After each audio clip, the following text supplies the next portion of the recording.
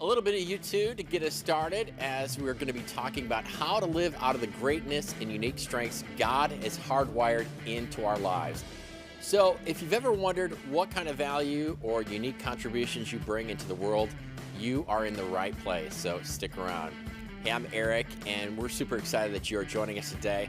Whether you're sitting in front of a device or in a coffee shop, maybe even a bar, we just want to say thank you for tuning in, and we would love to hear from you. Best way to do that is to scan the QR code or to fill out the form next to the stream and take a moment to tell us a little bit about yourself. And if it's your first time with us, here's what we're going to do. We're going to send a little gift in the mail to you in the coming week as our way of saying thank you for joining us today. Now, as you're filling that out, there's a lot going on and some really cool ways for you to connect over these next couple of weeks. First, we've got our baby child dedications coming up on May 18th and 21st and all of our weekend services. If you'd like to find out more about participating in this amazing moment here at Crosspoint for you and your family, just again scan the QR code or let us know on your connection card. Second, we're doing something as a community that we think is an amazing way to serve the underserved and the overlooked in our community through one of our missional partners, Wrapped in Love. If you'd like to take a look at the donation list, check out this QR code, and also take a look at the Wrapped in Love story over at our YouTube channel and how you are part of Chloe's amazing story and her passion in serving this overlooked and underserved community. Last, in case you haven't noticed, we like to say that we don't take ourselves too seriously, and what better way to do that by enjoying a night of fun and laughs. We want to invite you to the Scott Long comedy show here at the Crosspoint venue, benefiting Best Buddies and Unified Sports at both Hamilton Southeastern and Fishers High Schools, two of our local high schools. It's going to be a great night for a great cause with some great laughs, and you can check it all out by going to the QR code for details and to purchase tickets. All right, we got a great service today. We're going to be looking at the unique superpower that you bring into the world. And believe it or not, we all have them. Unique strengths and talents that not only bring out the best in us, but also bring the best of us to those around us. So to get us started, let's take a look at this superhero as he's trying to better understand his superpowers.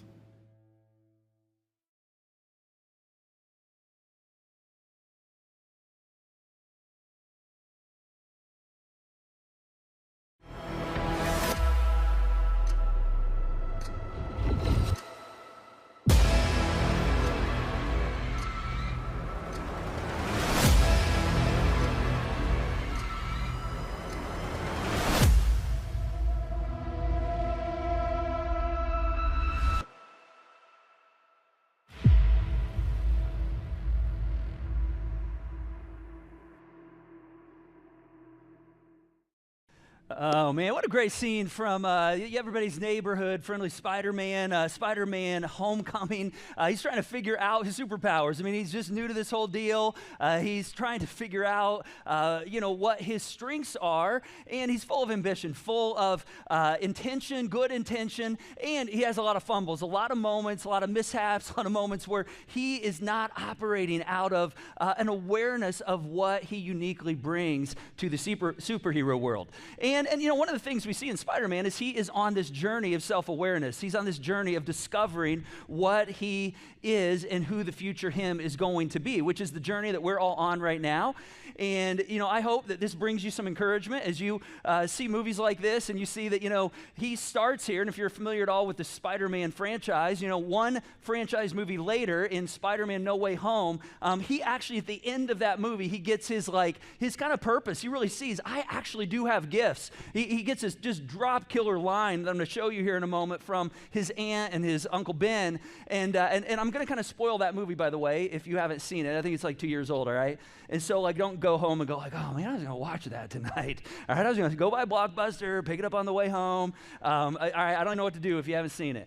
All right, but he drops this line, or is given this line at the end of the next movie where he's developed his strengths. He's developed some of these things that has been hardwired in him to bring to the world. And he's told, with great power comes great responsibility. With great power. He's got amazing gifts and special powers that has been instilled within him. And not only does great responsibility come with that, but also great opportunity.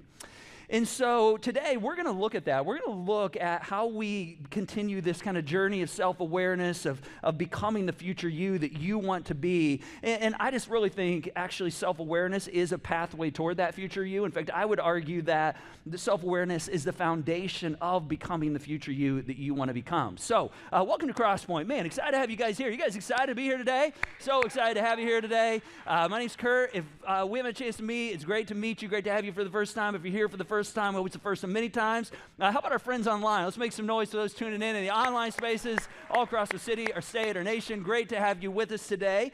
And just a quick recap on what we've talked about so far. We said, right now is the you now. And you are on a journey toward the future you. And so we're all kind of asking the question, how do I get to the you that I want to be, the you that I'm designed to be? And one of the things we looked at last weekend is we said, you're never going to become the man or the woman or the student that you are to be until, just on accident. I mean, it takes some very intentional steps to actually become the future you that you're created to be and that you want to be. And so every single day, you're making decisions and you're either getting closer and closer to that future you, or you're taking steps further and further away from that future you. And so, every decision we make is a pathway. And so today, we're going to talk about how to live out of the unique gifts, the unique talents that God has hardwired into us, your superpowers, if you will. Maybe not in the superhero realm, but you actually have things that are hardwired into you.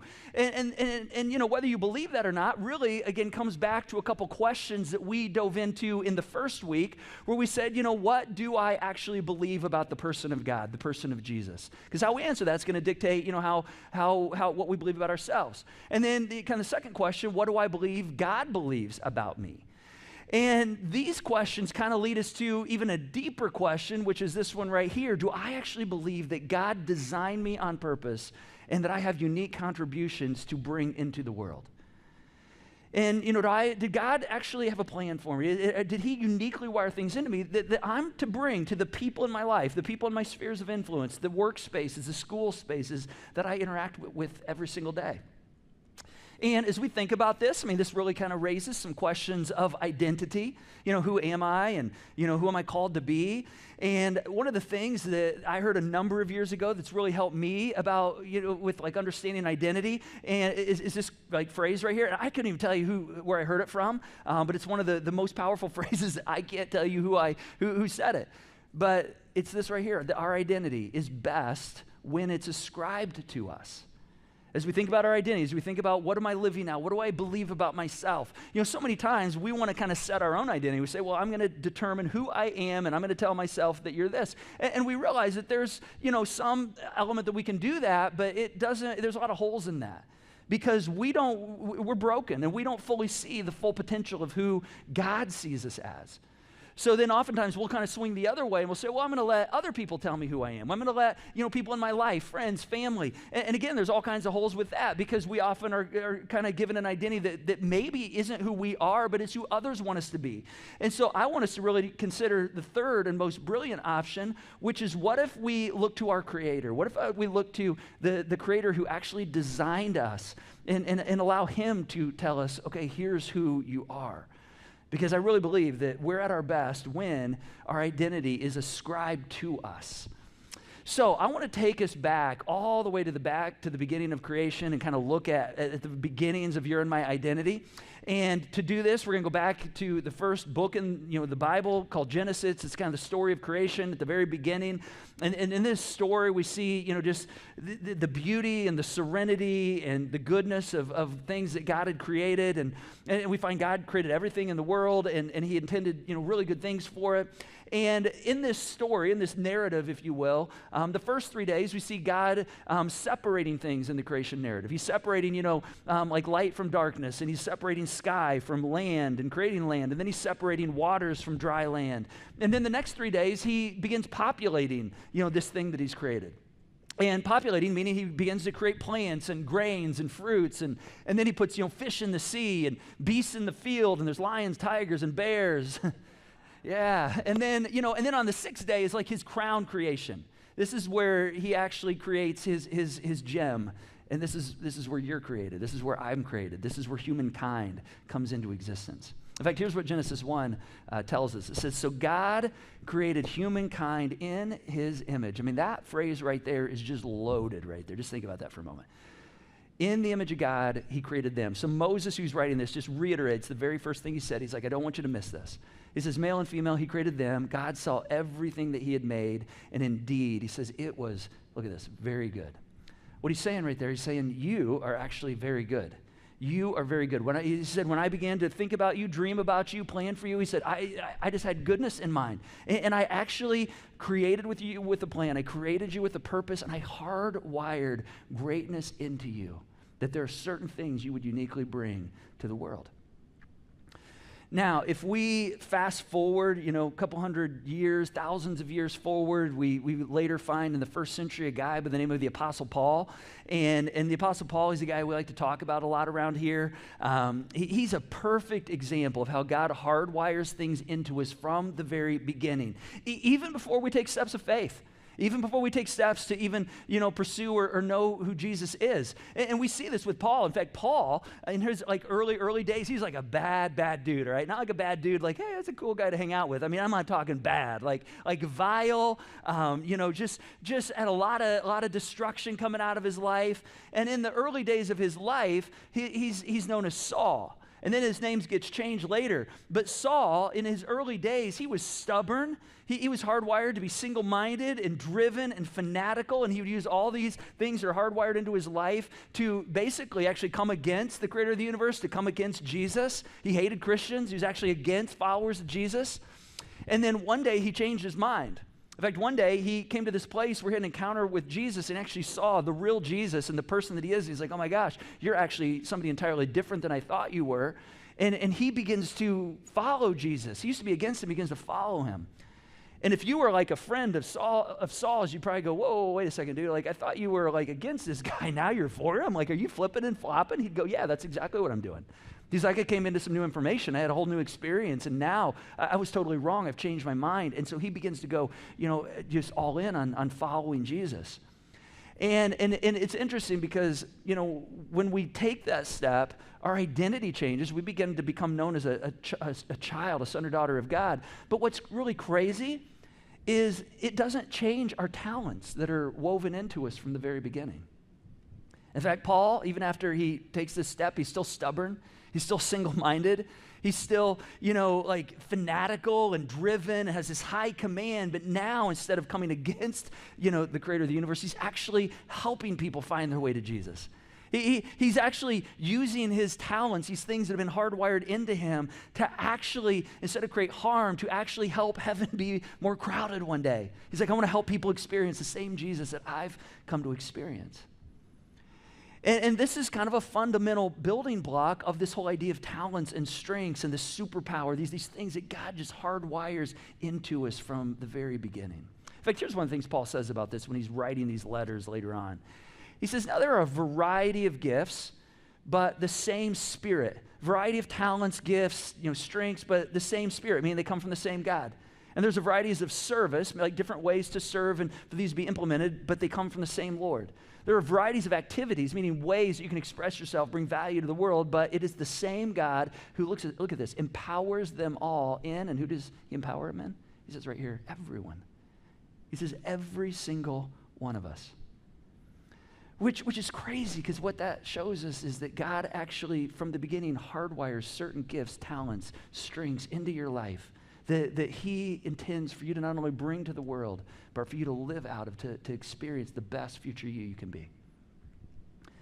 In fact, this is probably one of the reasons that, a lot of times we spend time thinking about this. You've probably spent some time thinking, at some point, gosh, what am I good at? Am I good at this? Am I good at that? I feel like I'm not good at this. We kind of self-assess ourselves. It's probably one of the reasons that if you've been in an interview, the two most common questions in interviews are, what are your greatest strengths? And then also, what do you consider to be your weaknesses, right?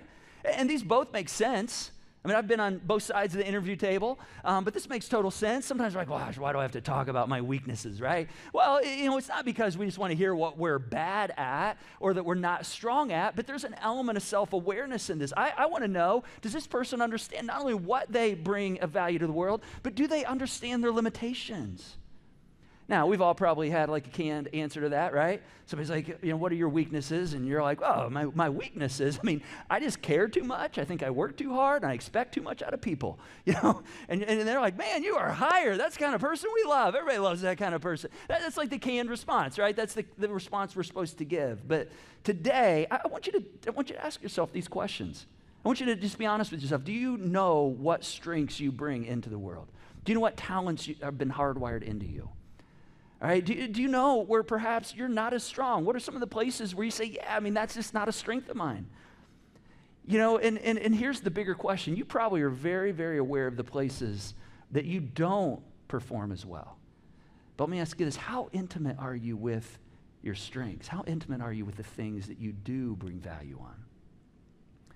Because see, herein lies the problem, I think, in us continuing to accomplish the future you that we want to be.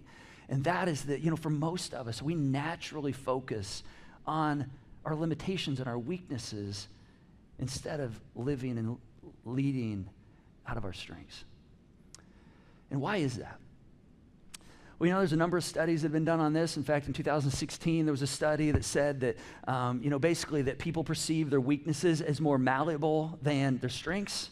And more flexible, that's the area where I can grow the most, which actually isn't true. We think, gosh, if I've got an area of weakness, I've really got to ramp that part of my life up. It's interesting. A number of years ago, Tiger Woods, one of the greatest golfers who's ever played on the tour, there's a conversation between him and his coach where he recognized one of my limitations is I don't play well out of the sand traps. I'm horrible out of the sand. And so he said to his coach, I want to become excellent out of the sand. And Tiger's strengths are his incredible ability to just kill the ball, hit the ball long, far, and incredibly accurate. And yet he was accurate. He said, my game out of the sand is not strong. His coach said something really interesting to him. He said, hey, we can spend a lot of time working on this area where you're not overly strong. And yes, we don't want it to be such a deficit that it prevents you, it takes you out of tournaments because it's such a glaring hole. But at the same time, you only have a certain margin of increase in your area of weakness. He says, how about instead of making you excellent out of the sand, we build on your strengths and we just increase your long game and your accurate game so you don't get in the sand. And see, this is where we excel. This is where we excel. But we think, gosh, those areas of weakness, that's where I'm most flexible and pliable and can make the most impact, but it's not actually accurate. There's other data out there that says, for many of us, think about this, many of us, we actually we have a fear of our weaknesses, and that fear actually overshadows our confidence and our strengths. Think about that. Sometimes we're so concerned about the areas where we aren't strong that it actually creates a fear that overshadows the areas where we do bring a strength. And in fact, if we just simplify that phrase right there, this is really just an issue of fear overshadowing confidence.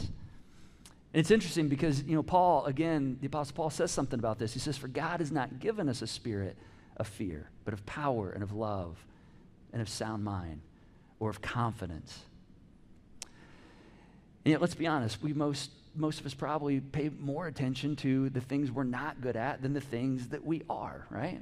Myself included. In fact, last weekend, just case in point, this is a really cool moment last weekend. If you were with us, if not, I'm going to show it to you, where we were talking about how small things over time make a big difference, can actually have compound interest and build up to have some pretty big affect. We can do small things over time, and over time, those can take down some pretty big giants in our life if we stick to it, if we put it in our life, if we just continue, these small little habits over time.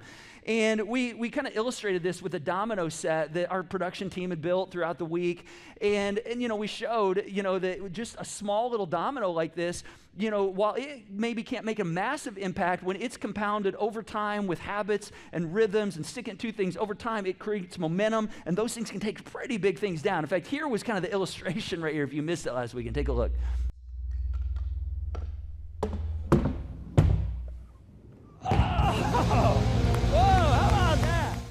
Isn't that amazing?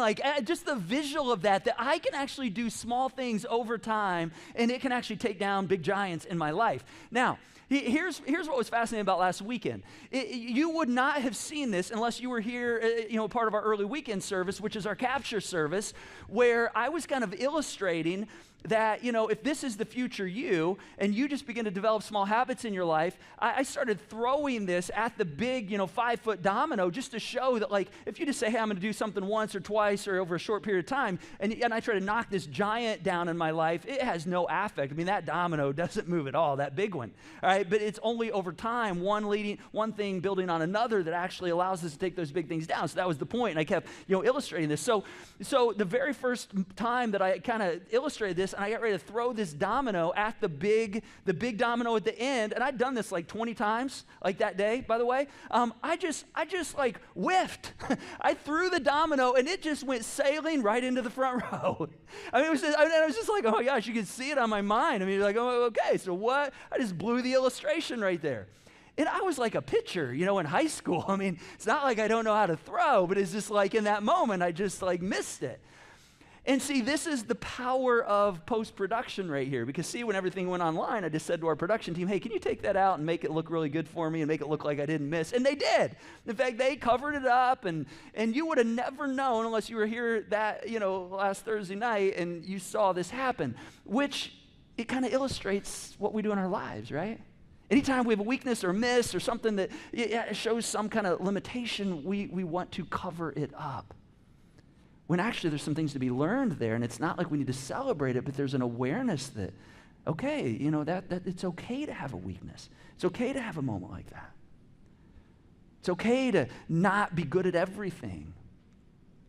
Perhaps you've been at a party where, you were hanging out with friends and had a great time at the party and made all kinds of connects and enjoyed yourself, and you get in the car to go home at the end of the night, and, on your way home, I mean, all you can think about is that one tiny little moment, that tiny little conversation or that awkward moment that you had where something came out and you put your foot in your mouth.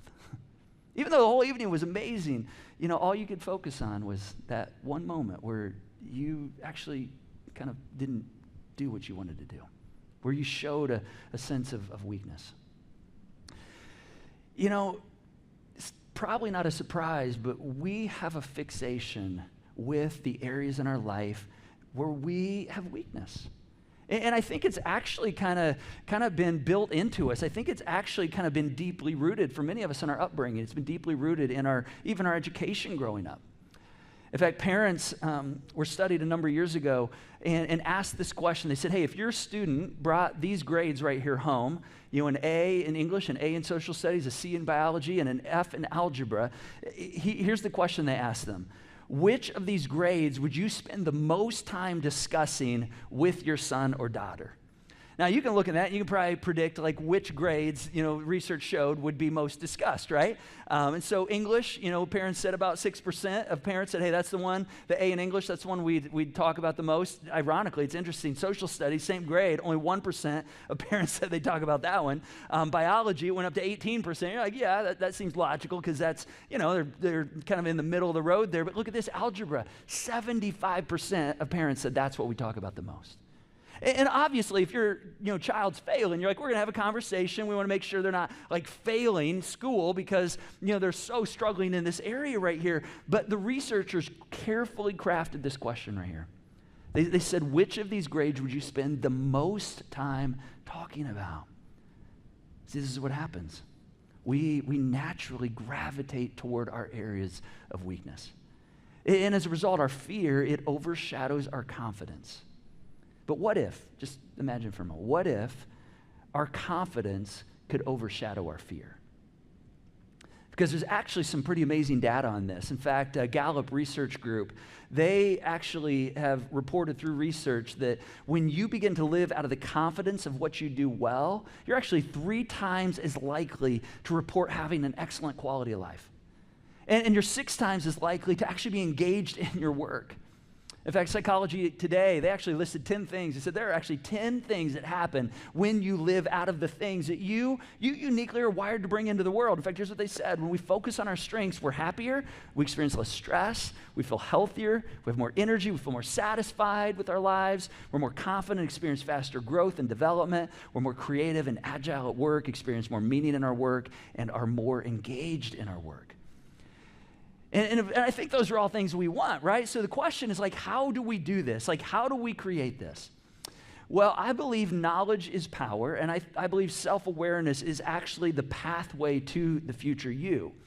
And so if that's the best pathway to the future you, then I think we have to be aware of our weaknesses, but I think we have to get very, very intimate with our strengths.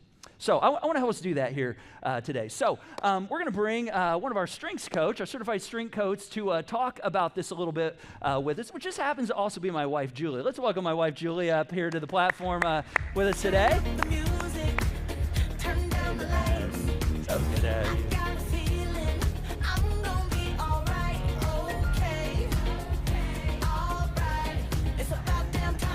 All right, so if you don't have never met my wife, this comes very natural doing strength coaching. She's now you're now certified in this, have been, but this is a part of your life. Like you're a coach professionally with educators, but it's not just what you do for work. This is also what you do in our family. You did this at Crosspoint for years with our kids' environments, with for our leaders. I mean, all around. You are a coach.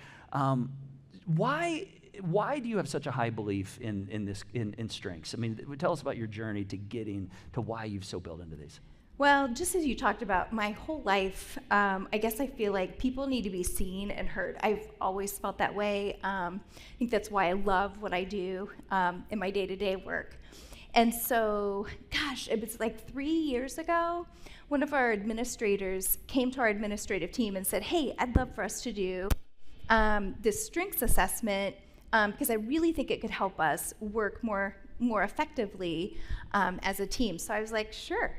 Because Kurt and I have taken lots of assessments. Lots of assessments. Yes, I feel like short of them doing like a blood sample, like I feel like I have been told all the things I'm good at and all the things I'm not so good at. So I was like, yeah, and I'm pretty sure I know how this is going to come out. And so I went ahead and took the assessment, and I was like so surprised at how I felt differently with this assessment, not because it can't be paired with others, but after taking it, I was like, oh my goodness, like this is like valuing what I bring. And then also hearing and seeing what my colleagues, their assessments came out as. It was a very positive experience. And so I was like, gosh, I've got to get trained in this. And so really cool.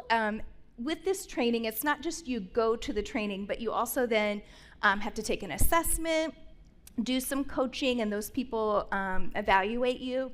But after the week-long training, our trainer said, please, I know that there's these extra steps of this assessment and of coaching, but he's like, please, please, please do this.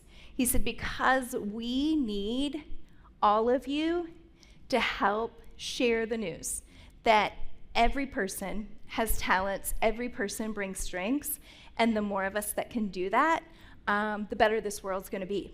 And I'm super excited to share that by June, I will have supported close to 100 people over this last year, helping them identify what their talents and their strengths are. That's pretty awesome. That's amazing. Yeah, that's really cool, isn't it? Now, and I know for me, like when I come home and hear some of this and we talk about this, you often on the other side, people like light up when they find their strengths because everybody loves hearing you actually bring value to the world. You actually are, this is wired into you. Yeah. As we think about strengths, I know, some people, we get fearful, right? I've had conversations, people like, I don't know if I want to know what they are. I don't think I have them. What if I find out I'm not gifted at all? What would you say to someone that feels like, gosh, I don't know if I have anything? Or what if I find out I'm in the wrong place? I'm in the wrong profession. As an educator, are there certain strengths that I have to have? Or as a salesperson, is he going to tell me I shouldn't be in my job? What would you say to them? Well, first of all, I kind of felt that way because we had done all these other assessments, and I'm like, oh, this is like my day-to-day job. Like, what if they see what my top strengths are and they think, ooh, those are not what a coach should have. But here's the thing. Strengths are neutral. And actually, through Strengths Finders, there are 34 themes, and we all have all of them. Really what it's doing is helping us see what are those top themes, and then how can we build into those. There is not one grouping that is better than another. A leader can have any type of profile, it's knowing what those are and how you can lean into those. And then how can you lean into partnerships and teams around you to really use everybody's strengths. And, we've got the Discover Your Strengths workshop coming up here, starting next week. If someone's interested in being a part of that, what are the 2 or 3 things they're going to walk out with as a result of that? Sure. Well, the big 3 things is, the first one is you're going to learn to name those top talents. Now, here's the thing. You may already have a hunch about what those things are, but what this assessment will do is it will actually name them for you. So it's tangible. It gives you a talking point. It allows you to have conversations with people in your circle, and for them to even speak into you about those. But it gives you these tangible statements in order to really latch on to. And then it's claiming it, right? So it's not just knowing what they are, but it's actually like claiming those. Now, I have to tell you, when I took this assessment, I was like super excited about it, and I'm like showing Kurt, and so my top 5 are up there, and I'm like, oh my word, like, Kurt, these are like so me, don't you think? And he's like, yeah, but how do you get anything done with the top 5? And a lot of ideas, a lot of positivity, a lot of learning. I'm like, are you kidding me? Are you saying I don't work? And I'm like, it's the next 5 that get stuff done. And so really with this, it's like helping understand those. Kurt's are a little bit different than mine, right? But yet us being able to like say, yeah, that's me. The cool thing too about claiming it is I started seeing like connections across my my whole life. And so like you'll see connectedness right there. You're probably like, yes. However, here's crazy thing. Like as I look back at my life, I'm like, I remember in 6th grade, I was so wowed by the fact that we were reading a story in language arts that connected with social studies, and I remember coming home telling my family, not another person cared about this, but I was so excited about it. And then, fast forward to when we named our children, they all had to have a connection to our family. I mean, by the 4th one, it was getting a little tricky. And they all had to have an M name. By the time we got there. By the time we got there, yeah. Right? I was pregnant, so I didn't realize that they were all M's till we got too far into it, so we had to stick with that, right? But this whole thread of connectedness, you're seeing the thread, has been happening across my whole life.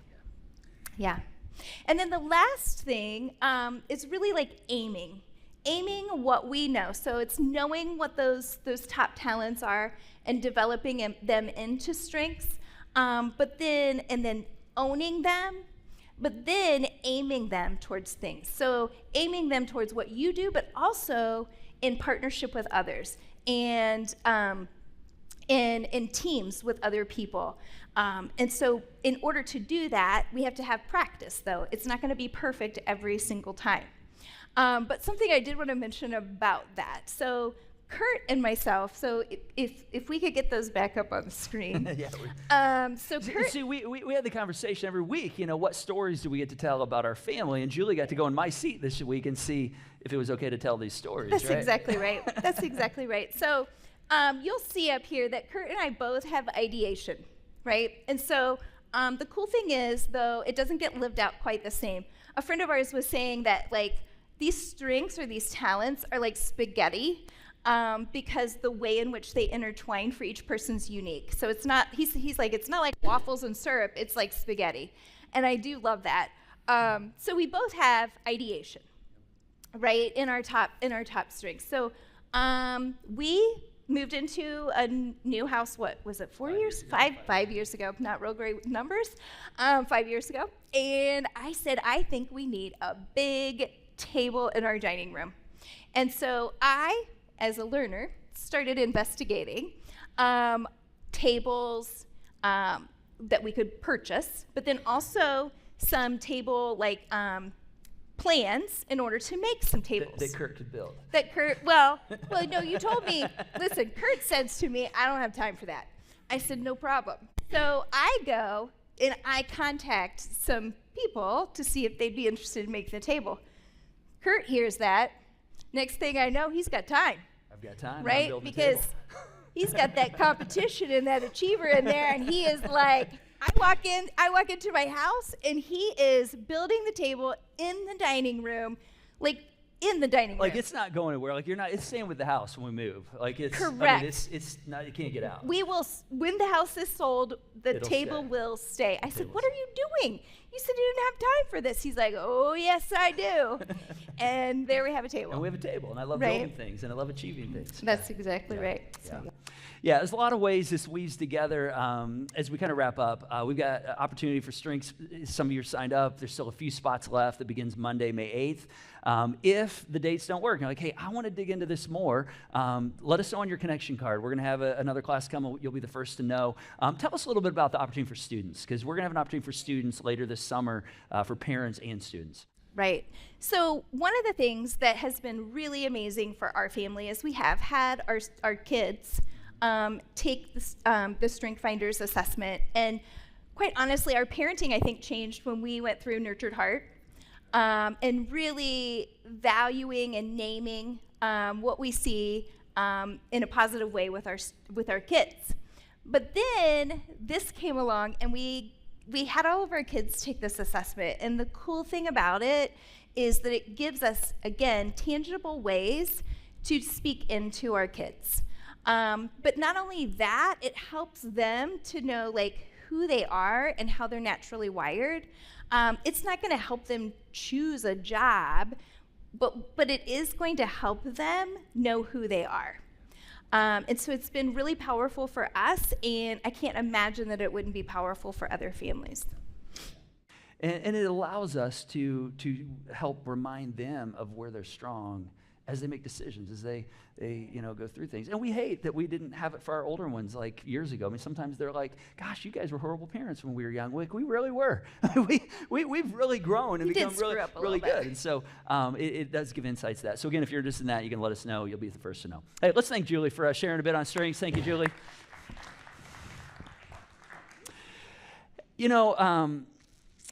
You might be thinking, okay, how do I begin to get a handle on this? Why is this such a big deal? I want to kind of close by telling you just a quick story.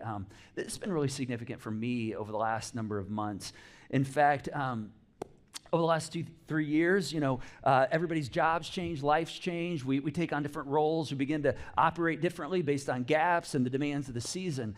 I discovered something over the last 2 months or so. For those of you who've been around here, we did something called the Renew Initiative earlier this spring, and it was really just this burden we felt that God was saying, hey, we need to renew our hearts and our lives and our energies around what God is doing and Jesus is doing in us and in our community and helping other people, find Him. And it was just a really powerful experience. And part of that was, renewing our commitment to how we're using our time to fuel what God's doing, how we're using our finances to fuel what God's doing. There's always a funding component. And these are just big seasons when we go through seasons like the Renew Initiative. And, a lot of times there's a lot of heavy lifting, and this was no different. A lot of pastors don't enjoy seasons like this because it's just the demands of raising people up and orienting people around a common vision and pushing forward through things that, we say, gosh, can we go here? God, how do you want to help us get to these places?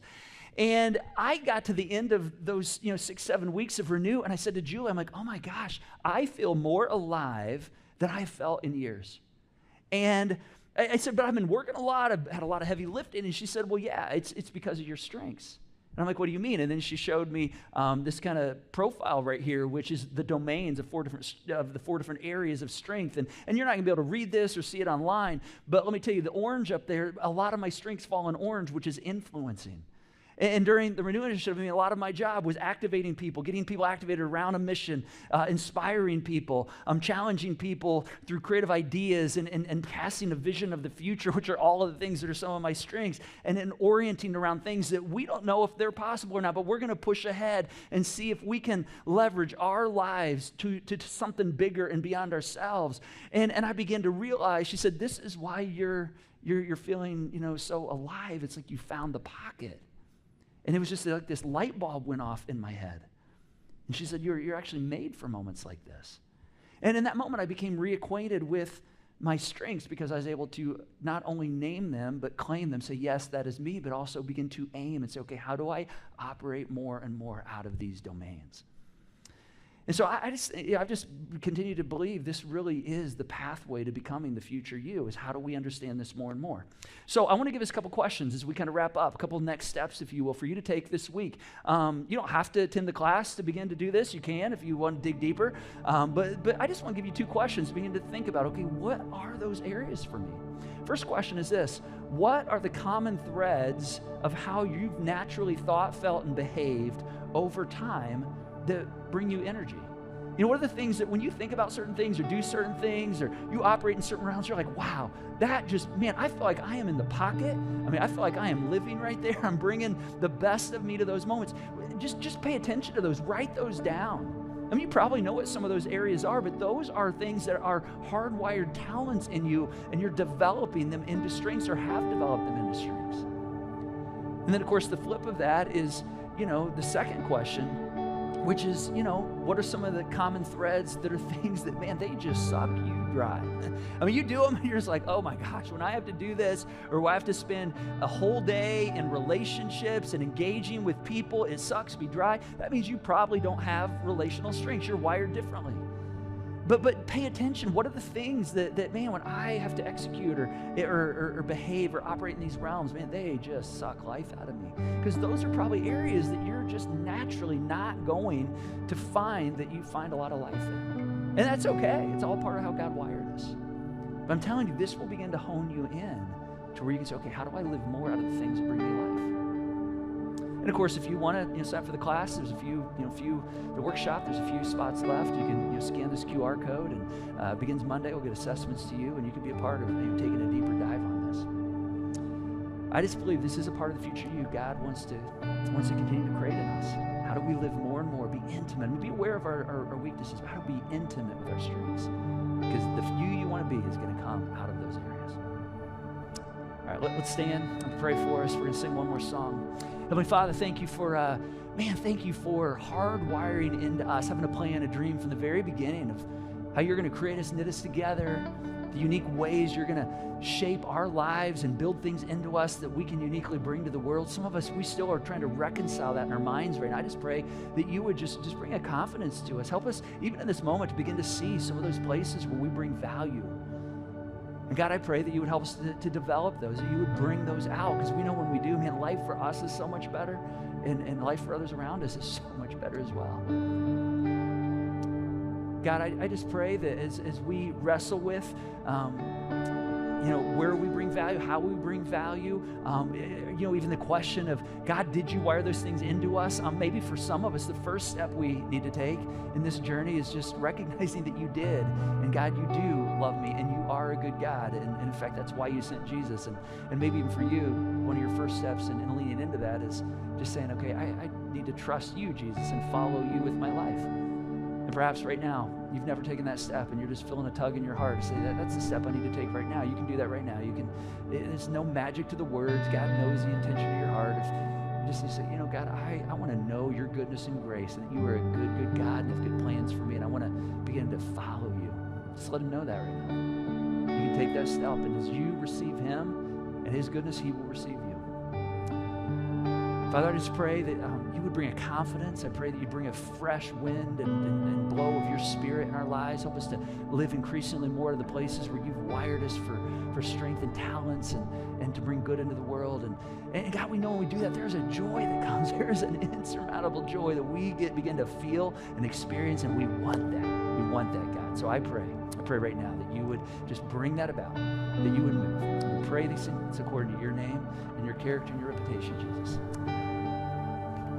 There's a radical love that can enter your life, and it's literally waiting for the chance to open your eyes. It's a radical thought to surrender your mind, giving all of your doubt and fear away. Make space for the light. Be the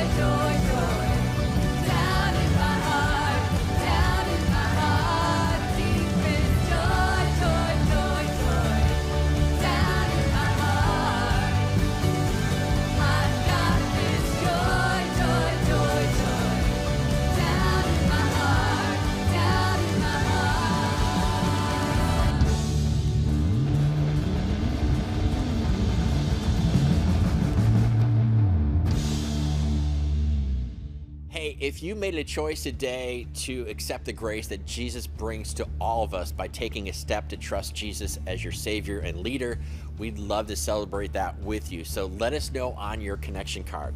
Now, if you'd like someone to pray with you today, simply text the keyword "need prayer" to 317-834-7373, and our prayer team will be in touch with you. And if you're a giver, I just want to say thank you. You make all of this possible with your generosity through the Joy Box.